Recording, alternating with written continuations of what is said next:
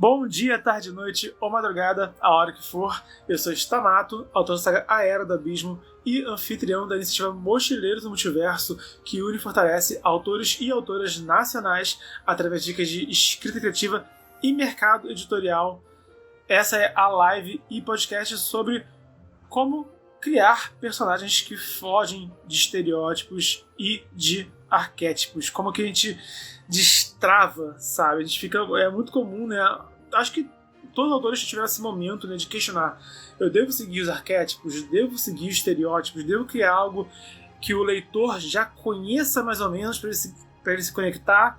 Ou eu devo criar algo totalmente meu? Tenho que criar algo mais original, mais autêntico. E assim, a gente já falou várias vezes já aqui no canal, tá?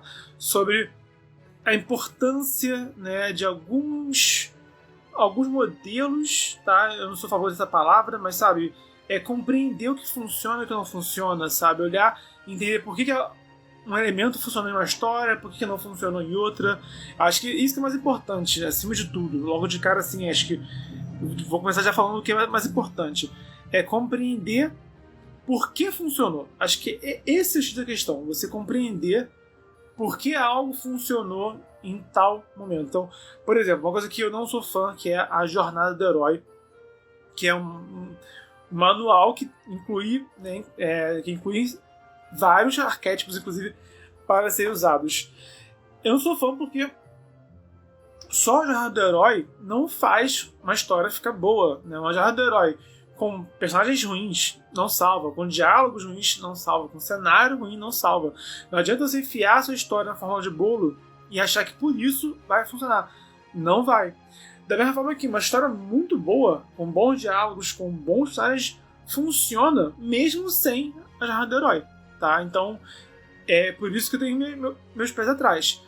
Mas, porém, contudo, entretanto, todavia, não obstante, quando eu vejo uma Jornada do Herói bem aplicada, bem utilizada, eu olho e falo, poxa, isso ficou legal, tá? Então eu preciso também dar o braço a torcer, sabe? Quando eu vejo que, pô, ok, esse autor soube usar, esse autor mandou bem.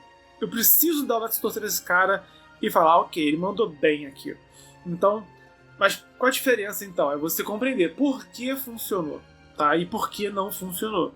Então, pensa, inclusive, nos livros, nos filmes, nas séries, nos jogos que você gosta e que você não gosta, que usaram arquétipos e estereótipos e que não funcionaram e que funcionaram.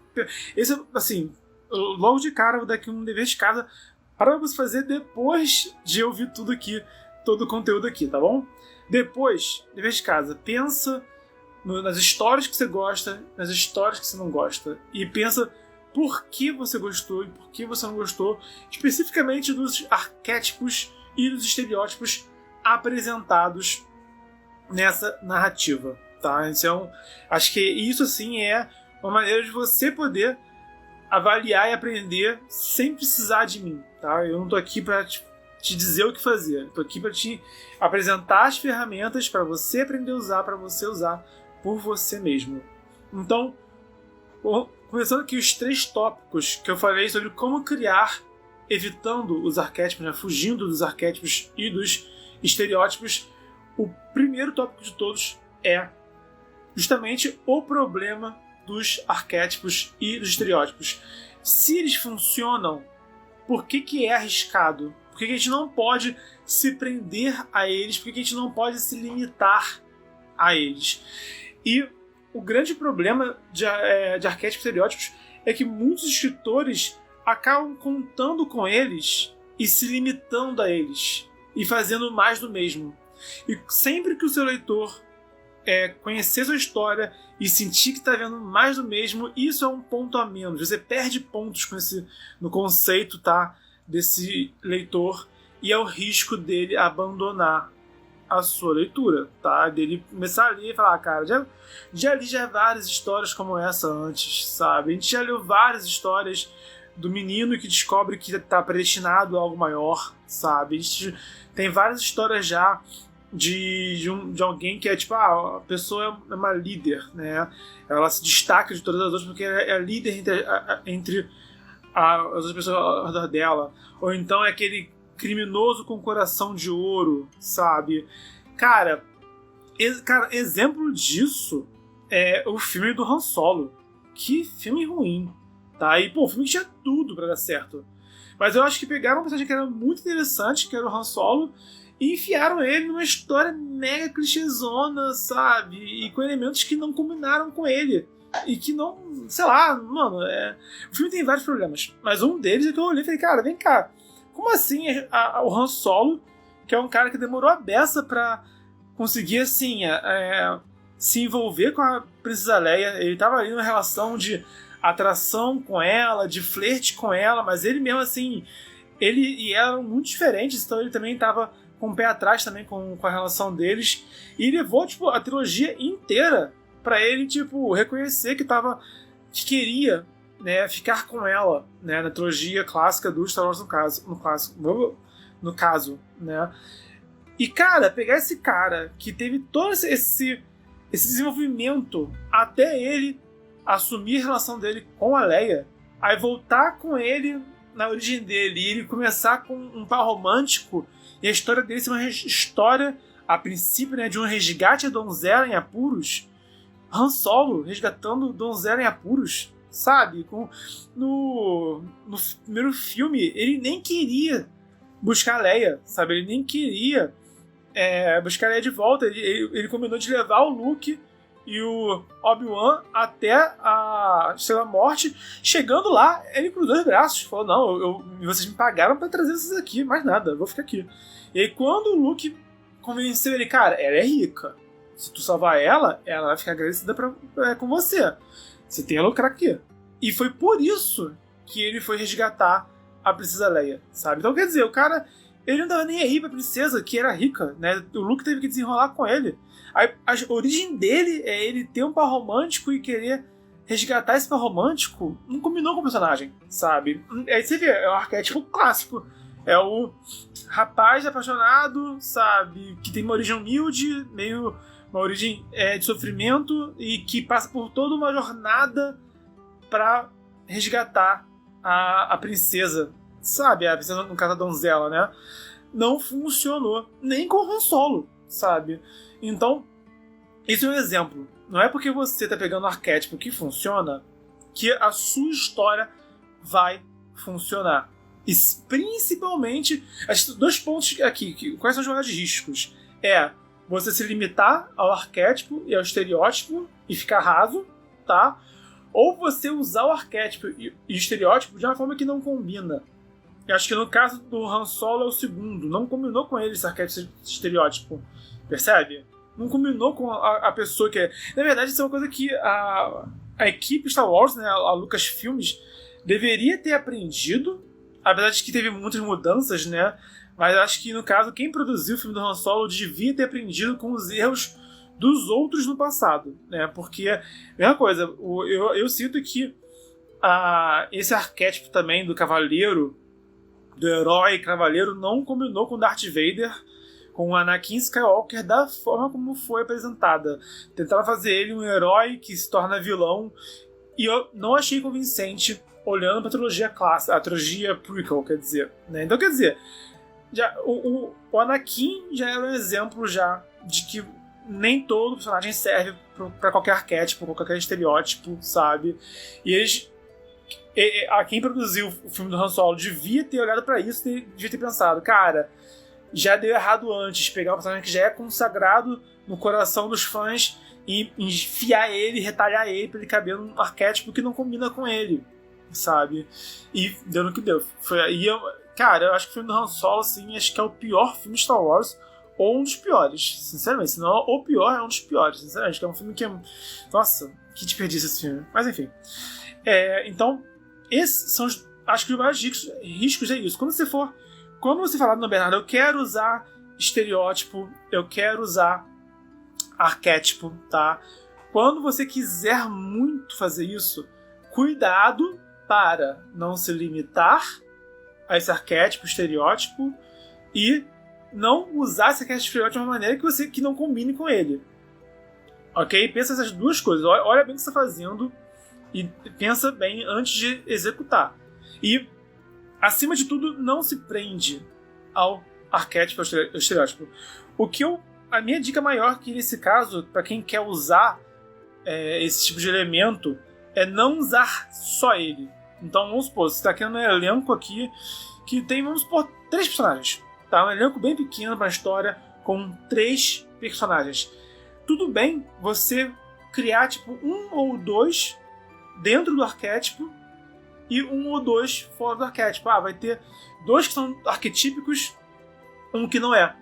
Esse 1 que não é já faz um contraste para sua história que dá uma lufada de ar fresco muito interessante, que pode funcionar muito bem para sua história, tá? Ou então você ter 2 que estão fora dos arquétipos, mas com 1 que é dentro do arquétipo, justamente para conduzir o leitor. Muitas histórias fazem isso, de ter um personagem que ele é mais simples, que é para o leitor acompanhar essa história sem estranhar, sabe? Ainda no exemplo de Star Wars, o Luke é esse cara simples, arquetípico, tá?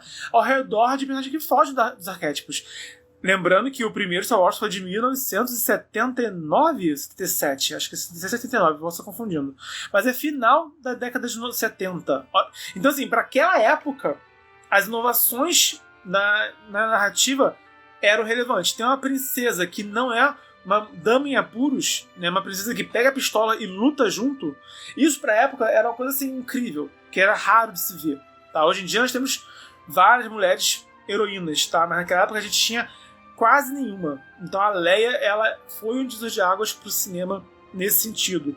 Você ter, por exemplo, o Chewbacca, que ele é aquele melhor amigo do Han Solo, sabe? Ele cumpre algumas funções assim, ele é meio que o pet, né? Ele é meio que a função do bicho de estimação do grupo, mas ele não é um bichinho, né? Ele é um personagem por conta própria, ele tem personalidade, ele age no enredo. Então o próprio Chewbacca, ele mistura elementos arquetípicos nele, ele é a figura alienígena do time, mas ele não é um ETzinho de anteninha e olhão, ele é um bicho peludo enorme, sabe? Enfim, então você vê que o Star Wars ele traz arquétipos, mas ele também desconstrói vários arquétipos. O Luke Skywalker, ele é o cara assim, bem simplesão, que é pra qualquer um se projetar nele, qualquer garoto querer ser, né, um piloto espacial, querer ser um cavaleiro Jedi, né.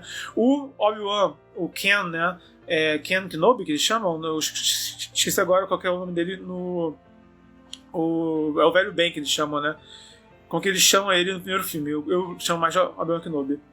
O Obi-Wan Kenobi, ele é o sábio, ele é o mentor, no sentido mais literal, até demais, sabe? O Obi-Wan Kenobi, ele é o mago misterioso, ele é o Gandalf da história, mas você vê, tem 2 grandes arquétipos e os outros vão trabalhando de forma um pouquinho mais criativa, tanto que Star Wars é um grande referencial de narrativa hoje em dia. Quando a gente fala em jornada do herói, quando a gente fala em arquétipos, a gente pensa muito em Star Wars, porque ele soube criar e foi um dos águas muito interessante para a história do cinema e da condução de histórias como um todo. Eu tinha outro exemplo para dar de história que usa arquétipo e foge de arquétipo.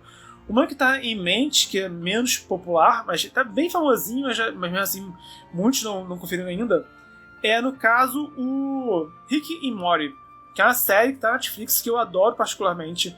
Mas o que o Rick e Morty faz é trazer um universo todo sem pé nem cabeça, histórias que são muito surpreendentes, histórias que não seguem padrão de quase nada.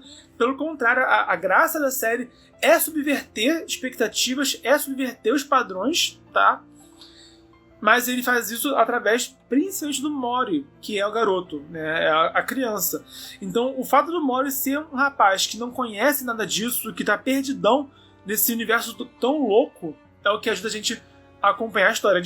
A gente gosta de ver o Rick, porque o Rick é o inteligente, o Rick é o sabichão, o Rick é o gênio da história. Mas, na verdade, nós nos conectamos sem perceber com o Mori. E a gente acompanha o Mori de perto. A gente se bota no lugar do Mori ao longo da história, né? Nessa dinâmica, né, de estarmos descobrindo e nos surpreendendo constantemente com esse universo apresentado do Rick e Morty. Então, é um exemplo. O Morty, ele é um pouquinho arquetípico, tá? Mas o resto do universo dele não é. O próprio Rick, que seria essa figura do mentor, ele é muito mau caráter, por exemplo. E ele é muito niilista, ele não tem propósito. Você se percebe. Se liga só, né? Como é que a figura do mentor foi desconstruída no Rick e Morty. Quando a gente pensa em mentor, a gente pensa no Gandalf, a gente pensa no Merlin, a gente pensa no Obi-Wan Kenobi. São essas figuras de homens mais velhos e sábios que dão a missão pro herói. É o Gandalf que dá a missão pro Bilbo, é o Gandalf que dá a missão pro Frodo. E é o Gandalf que dá a missão até pro Aragorn, ao longo da história, sabe? É o Obi-Wan que dá a missão pro Anakin e depois pro Luke, sabe? É o Merlin que dá a missão pro Rei Arthur. O Morty, o Rick e Morty, o Rick no caso, o Rick do Rick e Morty, ele tá pouco se lixando, ele é extremamente egoísta, ele não tem propósito nenhum, sabe? Ele não tem nenhum plano, ele tá abraçando esse caos que é o universo ao redor deles, né? E ele tá ensinando o Morty a justamente se desapegar a noções de propósito, a noções de objetivo, sabe? Então você vê que até essa figura do mentor no Rick e Morty foi desconstruída, vai ser bem interessante. Por isso esse desenho se tornou tão popular. Então, querendo usar arquétipos, querendo usar estereótipos, recomendo fortemente que você crie um elenco que tenha um arquétipo pelo menos, tá? Se você quer. Também acho difícil criar uma história inteira sem arquétipo nenhum, também é uma coisa meio surreal também. Mas quando você for planejar, você pensa nisso. Quem vai seguir os arquétipos da maneira mais clássica e quem não vai. Quem vai fugir totalmente do arquétipo ou quem vai subverter esse arquétipo. Pensa sempre nisso, sempre em trazer variações, tá? E da maneira que for melhor para a sua história. Eu vou ler aqui algum comentário que eu perdi, que veio aqui no chat enquanto eu falava, e depois eu volto a falar o conteúdo. O Nóbrega Filho perguntou: tu cria os personagens algum bloco ou vai criando durante a história? Geralmente eu crio o elenco principal primeiro, ou então o personagem principal, se for um conto, esse conto tem um personagem principal, sabe? Eu crio esse personagem principal primeiro, ou esses primeiros, né? E aí eu começo a história. Daí eu sigo com a história direto. E aí, enquanto eu vou escrevendo, eu percebo que tem alguém que é mais importante aqui em algum momento, aí eu paro a escrita, crio e volto. Eu vou indo e voltando.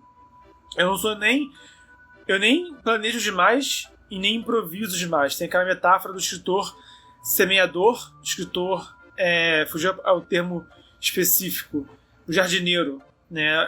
O Martin explicou isso. É o jardineiro e o arquiteto. Eu não sou nenhum nem outro, eu sou meio termo, eu sou um híbrido entre ser o jardineiro é aquele que semeia, aquele que improvisa, aquele que vai contando a história sem pensar no amanhã e vai seguindo o fluxo. Enquanto o arquiteto é aquele que planeja tudo e segue esse planejamento à risca. Eu planejo um pouquinho e escrevo, e vou mudando os planos enquanto vou escrevendo. É um híbrido entre essas duas coisas, tá? Então, mas eu geralmente, quando eu começo a escrever, eu já planejei alguma coisa. Geralmente já planejei, assim, as 10 principais dessa história que eu tô criando, esse primeiro capítulo, esse conto, e quem é, assim, o principal ou os principais. E aí daí eu vou elaborando. Um dos últimos contos que eu escrevi, por exemplo, é A Luz no Fim. Escrevi em outubro esse conto. Eu não fiz assim, eu não parei e anotei detalhes de cada personagem como eu gente faço quando escrevo um livro maior, sabe? Eu não fiz isso, eu só criei na minha cabeça e foi. Mas no meio do caminho eu senti falta que eram 3 personagens, então um tava bem nítido na minha cabeça, os outros 2 não. Então eu parei, pensei um pouquinho mais neles, dei uma elaborada e aí eu segui em frente. Eu não cheguei assim a fazer uma anotação, pegar um papel à parte e anotar quem é quem, objetivo, aparência, motivação, etc. Não fiz porque eles eram muito breves nessa história, um conto só, não foi necessário. Então aí também depende de cada história que ela te exige. B. Maltos falou aqui: o Shadow do livro Deus Americanos é muito curioso. Ele não me parece um personagem estereotipado, porque de certa forma ele é apenas um espectador durante quase toda a história. Pena que a série não fez jus. Eu não vi a série, eu preciso ler o livro. Eu vi o primeiro episódio da série, eu gostei bastante, mas eu preciso realmente parar e ver essa série com mais atenção. Você falou que a série não fez jus, né? Isso é curioso, porque o Neil Gaiman ele se estressou com a produção dessa série. Eu soube disso. Eu soube que ele teve problemas de que queriam botar uma cena nada a ver na série, com o Shadow, inclusive. E, mano, o Neil Gaiman, ele falou assim, acho que foi pro diretor, ele, cara, se tu fizer isso, eu vou me matar. Eu vou pra rua agora, me tacar dentro de um carro, vou deixar uma carta dizendo que eu me matei por causa disso, sabe? Ele falou isso pro cara, e o cara, olha, não deve ser literal, né? Mas deixou bem claro assim, tipo, de maneira metafórica, né, cara? Eu prefiro morrer que você destrua a minha história desse jeito que você tá querendo destruir, né? E de fato ia destruir o personagem, sabe? Ia realmente retalhar o personagem dentro do que queriam fazer. Então, infelizmente, né, criações de histórias têm esses contratempos, né? O escritor fez de um jeito e aí na hora de adaptar, diretores e roteiristas e até os atores acabam influenciando de várias formas. Infelizmente isso pode acontecer. O segundo tópico desse debate aqui é inspirações que não usam estereótipos e arquétipos para criar personagens que fogem de arquétipos e estereótipos. Nada mais justo do que você buscar inspiração fora dos arquétipos e estereótipos. A primeira dica disso tudo é você olhar ao seu redor, tá? E olhar as pessoas ao seu redor, seus parentes, seus amigos, pessoas do trabalho, pessoas do colégio, da faculdade, né? Você vê que muitas pessoas com quem você se relaciona não seguem esses arquétipos e estereótipos. Se eu pensar, por exemplo, o meu grupo de amigos de juventude, que são ainda meus amigos de até hoje, né? É um grupo de 5 pessoas. E, sabe, o grupo não se encaixa em arquétipos e estereótipos. A gente até de brincadeira compara uns aos outros de algumas formas, mas se fosse botar numa história, não ia se encaixar perfeitamente cada um em um arquétipo diferente. Como a gente vê rolando em séries como Big Bang Theory, como tem Friends, como tem How I Met Your Mother e etc. Então, as pessoas não são arquetípicas. Cada pessoa é um indivíduo que a gente, às vezes, pega essas pessoas e bota um rótulo nelas, tá? Mas que, no fim das contas, ninguém é puramente esse rótulo. Então, assim, por exemplo, eu tenho irmão mais velho, e meus amigos são os amigos da escola do meu irmão mais velho. Já tem aí um arquétipo, né, que é o irmão mais velho e o irmão mais novo, entre eu e meu irmão, por exemplo.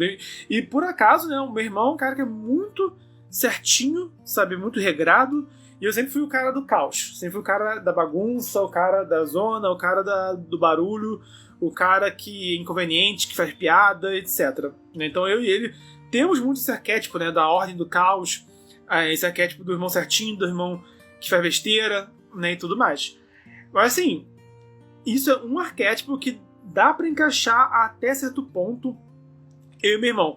Mas tem histórias que sou eu fazendo burrada e meu irmão me safando da minha burrada, mas tem histórias que é meu irmão que faz a burrada e que eu safo ele, sabe? Eu já fui buscar meu irmão bêbado na Lapa, que tava bêbado passando mal, sabe? Por exemplo. Então, isso tem muito tempo, tem uns 10 anos isso já, sabe? Mas, sabe, numa história, muitos, né, estranhariam, furo de enredo, quem devia estar, né, na enrascada é o irmão bagunceiro, não o irmão certinho. Mas na vida real, no mundo real, cara, isso aí é extremamente fluido. E acho que é isso que é interessante da gente emular nas histórias. Emular esse fragmento de vida real para trazer nuances, para trazer variações. E, cara, pensa em pessoas ao seu redor, tá? Que não seguem arquétipos. Principalmente grupos de pessoas que não seguem arquétipos, que você consegue ver os contrastes. E ver como que, entre esses grupos, todo mundo em seu lugar, todo mundo acaba se relacionando, mas sem se limitar a isso que a gente vê sempre na televisão, sempre no cinema, sempre nos livros, sabe? Quando a gente pensa em livros, a gente acaba pensando assim nesses arquétipos clássicos, né? E às vezes a gente fica até, a gente sente quase com imã, né, que nos puxa para usar arquétipos, estereótipos o tempo todo. Mas respira fundo e pensa em inspirações que fogem de arquétipos e estereótipos. Outro conselho, além da vida real, acho que a vida real sempre é a melhor fonte de inspiração, mas é você também buscar histórias que fogem do que você está acostumado ou acostumada a ler, a assistir, a jogar. Procura filme de outros países, procura livros de outros países, procura livros de outros gêneros também, sabe? Procura videogames também. Procura outras fontes de inspiração que fogem da que você sempre usa. Então, e esse é um ponto que, cara, faz a gente abrir a mente para... Porque, outro ponto interessante também, o que pode ser um arquétipo, um estereótipo em outro país, sabe? No Japão, na China, na Índia, no Egito, possivelmente não é em outros países do mundo. E isso pra gente já abre nossa mente para novas possibilidades. Inclusive, voltando a falar do Star Wars, pra mim nunca me fez muito sentido ter o R2-D2 e o C-3PO. E outros diretores, outros escritores diriam que o C-3PO e o R2-D2 poderiam ser só um personagem, sabe? Alguns iriam desejar, cara, esses dois aqui são dois robôs da história, pra quê? Bota um só, sabe? E eles foram inspirados em uma dupla de um filme japonês que o George Lucas era fã. O George Lucas, na verdade, né, Star Wars se inspirou em vários filmes japoneses que o George Lucas era fã. Então, pra tu ver, o George Lucas, ele foi tão criativo, ele foi tão, assim, revolucionário, porque ele pegou elementos que ele viu que funcionaram em outro país, no caso Japão, e trouxe pros filmes americanos, e deu super certo. E essas inspirações dele, se for pesquisar, pesquisa depois na internet, depois da live. Inspirações do cinema japonês Star Wars. Pesquisa isso, né? Como Star Wars se inspirou em filmes japoneses. Pesquisa algo do tipo. Você vai ver vários filmes que o George Lucas era fã. E que você percebe, né, lendo esses artigos, que você vê como é que o George Lucas copiou, né, se inspirou e recriou no livro dele. Então, o mais óbvio é o Han Solo, que tem todo um estereótipo de cowboy fora da lei, né, no mundo de sci-fi, de ficção científica, mas em específico o R2-D2 e o C-3PO, eles fazem menção a outra dupla que existia em um filme japonês. Então, procura inspirações fora do que você está querendo. Tô querendo um livro de fantasia medieval e tô lendo livros de fantasia medieval. Show! Pesquisa livros de outros países para se inspirar na sua fantasia medieval. Assiste filmes de outros países. Lê livros de outro gênero. De repente, um livro de investigação policial meio noir, por exemplo, pode cair muito bem dentro do seu livro de fantasia medieval. E vice-versa também. Tô escrevendo um livro de investigação policial meio noir. Pesquisa um pouquinho de sci-fi, pesquisa um pouquinho de fantasia medieval, pesquisa de terror, pesquisa hot, brother, o que você quiser que te dê na telha, né? Vai assistir filme de samurai, vai assistir filme de velho oeste, vai se inspirando em outros universos, tá? Outros gêneros, outras nacionalidades, para você conseguir fugir de arquétipos e estereótipos.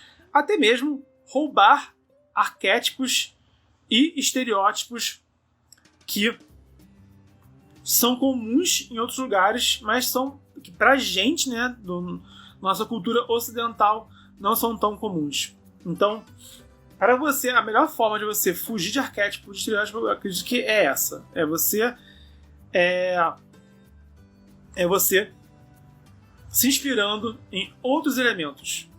Vida real, outras culturas, outras mídias, outros gêneros.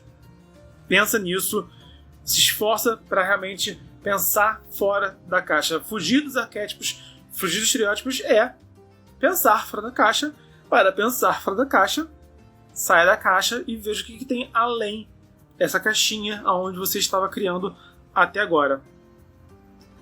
Deixa eu ver aqui. Perguntas e comentários. O B. Maltes comentou ainda sobre a série do Deuses Americanos. O livro dos Deuses Americanos é muito melhor. Na série, eles tomam muitos caminhos diferentes do livro. O visual da série é interessante, mas a história do livro é muito melhor. Recomendo o livro. Eu acho que eu tenho esse livro. Eu acho que eu tenho. Se eu não tenho, devia ter, né? Mas eu acho que eu tenho. Vou botar na fila de leitura. Galindo7227 perguntou: vale a pena investir na escrita nos dias de hoje? Sim. E o terceiro tópico desse podcast é o seguinte: é mais como subverter os arquétipos e os estereótipos, tá bom? Já falei sobre como evitar, como fugir, né? Como pensar fora da caixa, mas vamos olhar para essa caixa e vamos ver como a gente pode subverter esses elementos. E uma dica muito boa para quem quer subverter é repetir estereótipos e arquétipos. Então, por exemplo, o mentor, que é o que eu menos gosto, tá? Eu, Bernardo, eu acho que eu nunca botei mentor na minha história. Não é um arquétipo assim, que até tem mais ou menos, mas não é aquele... Geralmente eu boto essa figura tipo, no final da história, geralmente no meio, no final da história, e nem tem a importância que esse arquétipo tem nas histórias mais comuns, né? Pra tu ver que eu não gosto do mentor. Sei lá, eu não gosto quando alguém diz aos heróis o que eles têm que fazer. Eu gosto que os heróis mesmos, por conta própria, vão lá fazer o que eles querem fazer, sabe? O que eles precisam fazer, assim que eu prefiro particularmente. Mas, enfim. Repetir arquétipos e estereótipos. Como assim?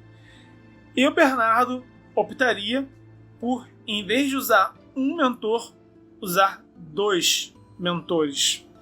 E, veja bem, essa é uma forma de você se obrigar a subverter os arquétipos, os estereótipos. Porque se você tem 2 mentores, como é que você vai fazer para contar essa história de forma interessante, de forma ainda divertida para o seu leitor, mas sem ficar repetitivo, sem ficar esdrúxulo, né? Como que o George Lucas botou 2 androides na história e eles ficaram interessantes também, né? E no caso, eu poderia botar 2 figuras de mentores, por exemplo de um filme que meio que mais ou menos faz isso, mas não da forma como eu tô falando, mas para mim serviria de inspiração, é a animação do Homem-Aranha no Aranhaverso. Porque o Miles Morales, ele tem o pai dele, que é a figura um tanto de mentor. Na verdade, eu diria que tem 3 mentores ao longo desse filme. Tem o pai do Miles Morales, que é aquela relação de pai e filho, mas que dá tu vê que o Miles, ele busca o pai como refúgio em alguns momentos. Ele pergunta: mas pai, você acha que o Homem-Aranha é mal mesmo, sabe? Então ele tem essa relação com o pai dele. O final do filme dá um foco interessante, inclusive, a como que o Miles tá próximo do pai dele, né? Eles têm alguns conflitos na história. Num ponto-chave da história, sem dar spoiler aqui, tá? Mas tem um ponto-chave da história que a palavra que motiva o Miles vem, né, do pai dele. Então, assim, o pai dele tem uma figura, assim, um pouquinho de um mentor pra história. Tem ainda o Homem-Aranha, o Peter Parker, que também é quem ensina o Miles Morales. Estou misturando Miles com Miles. O Miles, mais fácil falar assim. O Peter Parker, nesse filme, ele ensina o Miles a usar os poderes dele, ensina o Miles a ser um Homem-Aranha também. Então, mais um mentor. E tem ainda a figura do tio do Miles Morales, que é interessante porque o pai e o tio não se falam, são irmãos, mas os dois não se falam, eles não se gostam, né? E o Miles fica assim, mas poxa, ele gosta do tio dele, o tio dele gosta dele, sabe? E ele não compreende porque o pai dele não gosta do tio dele. E o tio dele também tem essa figura de mentor ao longo da história. Então, você vê, eu consegui ver esse arquétipo em 3 diferentes, e eles funcionam muito bem para a história do Miles Morales, da forma como eles executaram nessa animação. Não à toa, essa animação ganhou o Oscar, né? Se não me engano, foi a melhor animação daquele ano que foi lançado o filme. E é muito bom mesmo, tá? Então, eu pensaria em fazer um diálogo de 2 mentores. Eu não usaria 3, não. Mas eu botaria, 2 mentores. E esses 2 teriam visões diferentes e conflitantes. E aí, caberia, né, ao herói ou aos heróis ficar nessa dúvida. Pô, peraí, quem que eu vou seguir? Que lado que eu vou seguir? Qual conselho eu vou seguir, né? O que eu vou fazer agora? Então, percebe?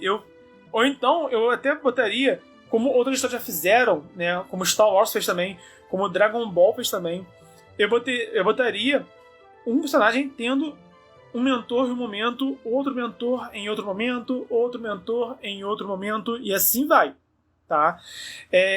Isso eu acho que funciona, mas aí eu botaria esses mentores, mas eu faria questão disso. Não, esses mentores não vão ser só mentores diferentes em momentos diferentes, eles vão ter filosofias diferentes que vão contrariar o que o herói aprendeu até agora. No caso, né, o Star Wars, o Luke, ele teve o Obi-Wan primeiro e depois ele teve o Yoda como mestre dele, e ele quase teve, né, tanto o Darth Vader quanto o Lord Sidious, os dois quase foram mentores, os dois se ofereceram para serem mentores dele, e ele teve essa coisa dele quase ser seduzido pelo lado negro da força, e se o Luke aceitasse, ele iria se tornar pupilo, né? E inclusive, né, tanto Darth Vader quanto o Palpatine, a proposta era parecida: se une a mim e tira o outro jogada, né? Tira ou o Palpatine na jogada ou o Darth Vader na jogada, sabe? Então o Luke ainda quase teve mais mentores além do Obi-Wan e além do Yoda. E no caso do Dragon Ball, lembro que o Goku, ele teve o Mestre Kami, né, o grande sensei do Goku. Ele teve o Mestre Karin em dado momento, né, naquele lance da água lá, daquela água milagrosa que ia dar poderes pra ele, mas ele tinha que pegar a água primeiro, né, e teve o Sr. Kaiô, e eu não lembro se teve mais entre eles. Eu lembro deles, né, eles são os principais. Eu não tô lembrando se o Goku teve mais também, né, tem séculos que eu assisti Dragon Ball, então enfim, não lembro mais também se teve mais além desses. São esses que eu lembro. A inspiração principal que eu teria disso seria, sabe o que, cara? Um quadrinho, olha só, de Street Fighter. Porque o Goku, o Ryu, me enrolei. O Ryu, ele, quando a gente conhece ele no quadrinho, ele já foi treinado pelo Gouken, que é o mestre dele, mas ele tem momentos em que ele treina com o Dalsin, ele tem momentos em que ele treina com o Gen, não sei pronunciar, Gen. Sempre chamei de Gen. Você vê, o Dalsin tem aquela filosofia, né? É aquele monge indiano com a filosofia, né, muito mais harmônica e equilíbrio e etc. E já o Gen é um assassino. E ele fala de matar. Né? E ele fala, não, Ryu, se chama Goku. Não, Ryu, você tem que aprender a matar. E o Ryu não é assassino, ele se recusa a matar. Então, essa é a minha inspiração. Assim que eu usaria. Mas eu botaria ainda por cima, em vez de eu botar mentores em sequência, eu botaria mentores ao mesmo tempo. Outro exemplo disso são os livros de Tormenta, do Leonel Caldela, da Karen Sorelli, e também os livros de RPG. Porque em Tormenta tem 2 arquimagos, é o Talude e o Vectorius. E os dois têm filosofias também diferentes. Então essa seria também outra inspiração minha, tá? Você vê, né? Até a minha sugestão aqui não é 100% original, sabe? Mas é uma maneira interessante da gente observar como que já subverteram os arquétipos antes, pra gente também subverter nas nossas histórias. Então, eu não faria algo tão grandioso, né? Porque o Vectorius e o Talude são, tipo, mega poderosos. Eu botaria mentores mais próximos, né, dos personagens principais. Mas eu botaria essa relação, né, de mentores. Não sei se eles seriam rivais exatamente, tá? Mas o herói estaria em dúvida em qual deles seguir. Outro exemplo que eu lembrei agora, de que isso já meio que já foi feito também, olha só, a gente vai falando, vai lembrando. X-Men, pô. O Professor Xavier, o Professor X e o Magneto são mentores das equipes deles. E os dois, e alguns mutantes, inclusive, vários mutantes, ficam divididos. Pô, e aí, eu sigo o Professor X ou eu sigo o Magneto? Inclusive, as equipes deles, né, os X-Men e a Irmandade dos mutantes, já lutaram uns contra os outros e já se uniram também para derrotar inimigos em comum. Então tu vê, sabe, como que... Mas no caso, né, o Magneto, ele, a princípio, ele é um vilão. Mas ele acaba assumindo esse papel de mentor dos vilões e, às vezes, o mentor dos heróis em alguns momentos. Eu, particularmente... Aí que tá, tô aqui falando, tô aqui pensando, né? Como que eu faria? Eu botaria esse herói iniciante e ele teria contato com os dois mentores nesse começo de jornada. O mentor seria uma filosofia, né? Um pouco mais... eu não diria do bem, né? Mas, vamos buscar harmonia, vamos buscar fazer o que é certo, vamos buscar o que é melhor para todo mundo. E outro com filosofia, cara, os fins justificam os meios, sim.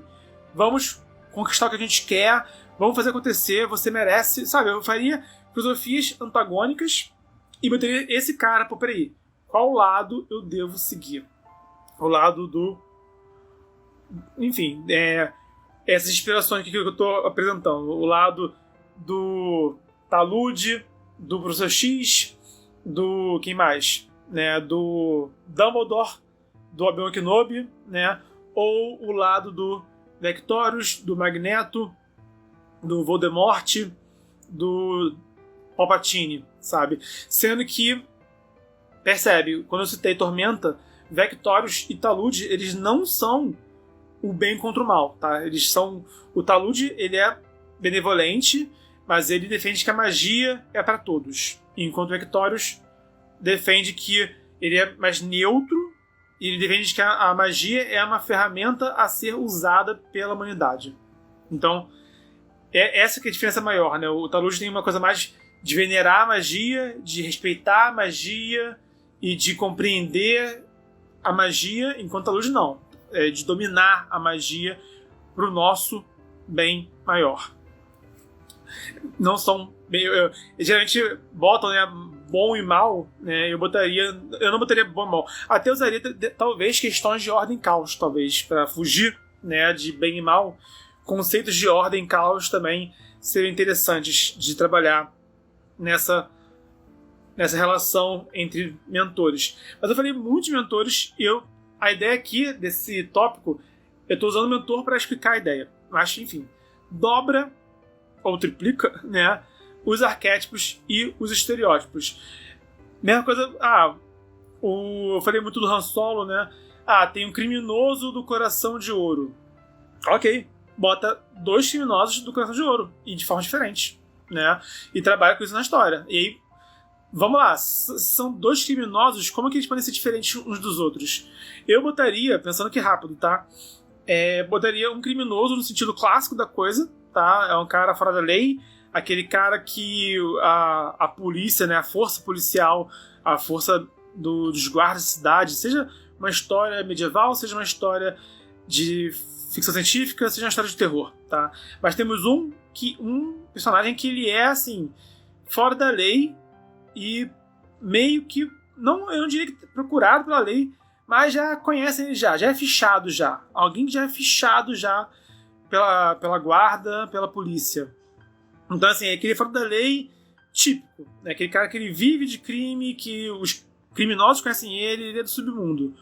O outro, eu faria aquele criminoso um criminoso mais da máfia, percebe? Eu botaria alguém, tipo, da alta sociedade em que em segredo é um criminoso. E aí botaria uma figura mais de um mafioso, mais de um político corrupto, né? Um nobre corrupto, né? Botaria... eu acho que esse aqui, do corrupto, né? Nem do mafioso, do corrupto mesmo, sabe? É o cara que publicamente todo mundo acha que é bom cidadão, mas que por trás das cortinas é um fora da lei, né? É também um criminoso. E eu daria um jeito dos dois terem um coração de ouro, tá? Justamente para eles não serem antagonistas. Eu faria eles parte da história, sabe? Enfim, e aí aqui outro exemplo. Daria um jeito dos dois dialogarem. De repente os dois eles fazem um bem maior, talvez, sabe? Talvez esse criminoso, que é o bandido mesmo, ele seja uma coisa meio Robin Hood, meio roubar dos ricos para dar pros pobres, tá? Enquanto esse corrupto, de repente, ele seja um tipo de alguém que está sabotando os políticos, sabotando a nobreza, sabotando os burgueses exploradores, sabe? De repente, ele faz parte desse crime organizado, mas ele quer, na verdade, conseguir derrotar esse crime organizado sem morrer, né? Sem ser pego, sem morrer no caminho. Um bom filme que pode servir de inspiração para essa ideia é o Trapaça, de 2013.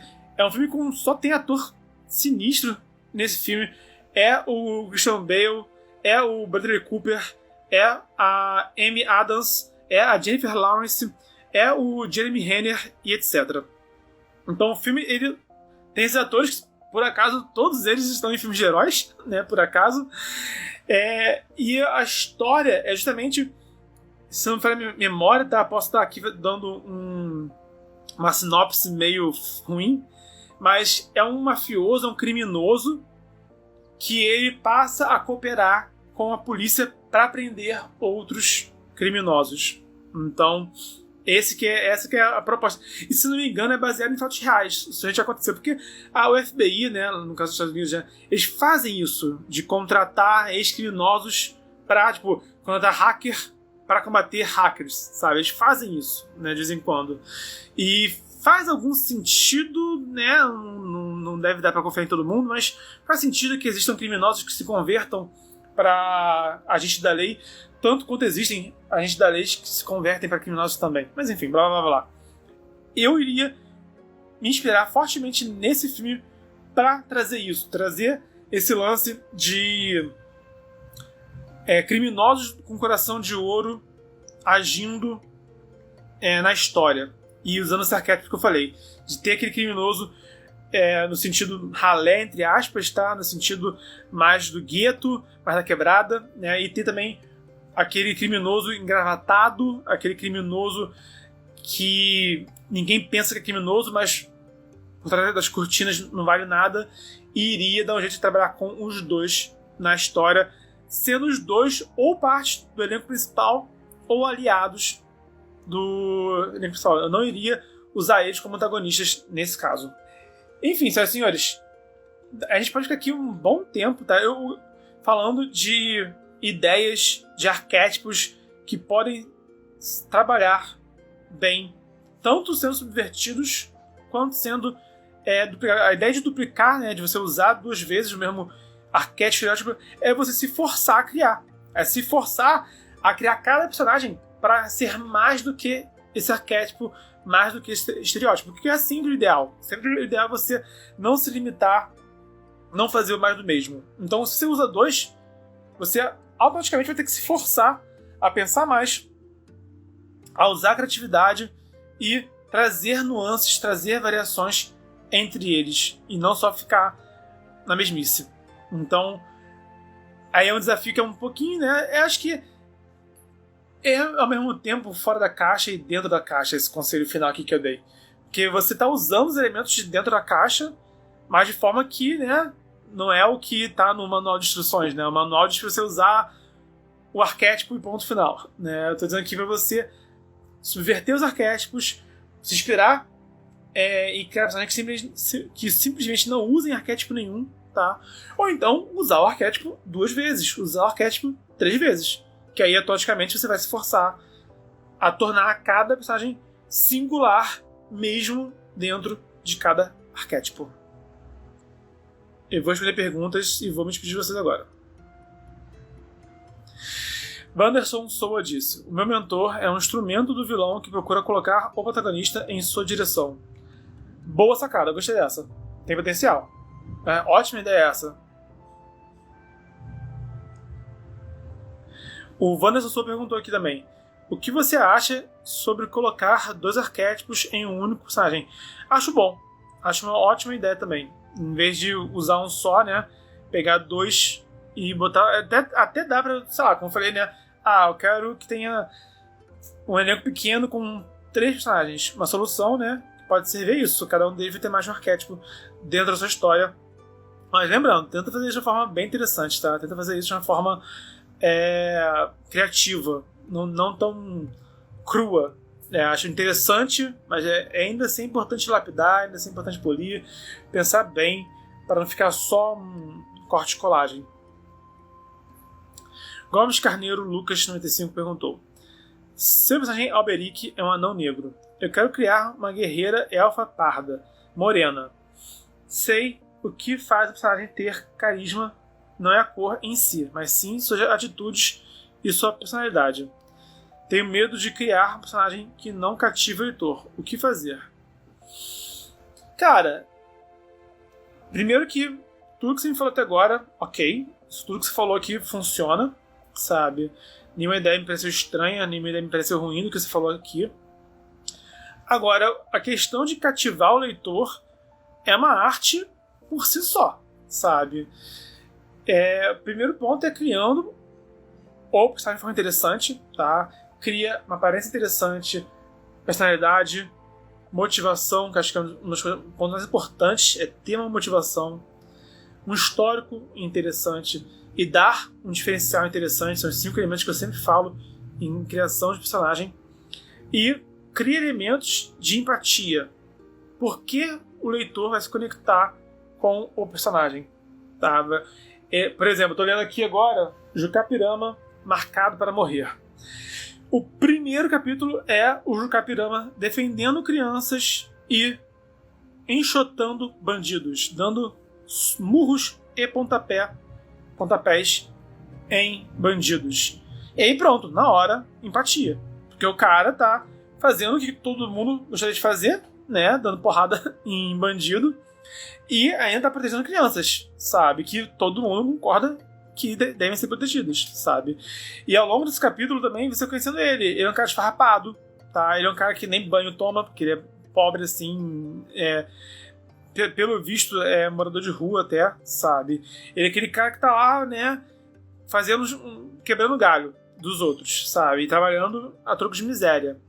E aí surge um cara misterioso e, vou te contratar para cumprir uma missão aqui que é para você perfeita. Tá aqui dinheiro adiantado, mas você tem que se vestir bem, você tem que estar bem apresentado para você estar nessa missão. E aí esse primeiro capítulo acompanha esse começo, né, de jornada do Jucapirama, que ele...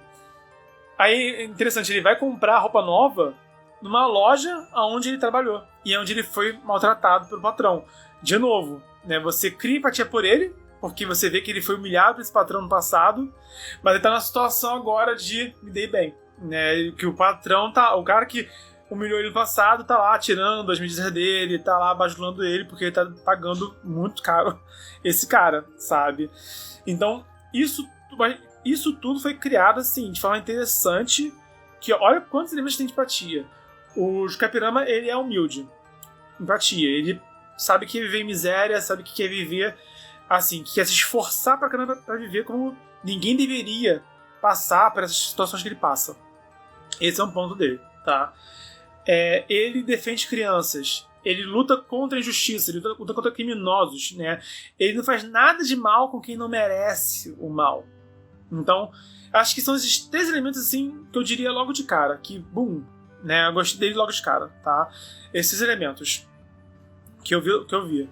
Então, pensa nisso. Quais são os elementos que vão fazer o seu leitor se conectar com o seu personagem? Aí é como você cria empatia com ele. Esse é um elemento bem importante, fator de empatia. Enfim, cria isso, foca nisso que funciona.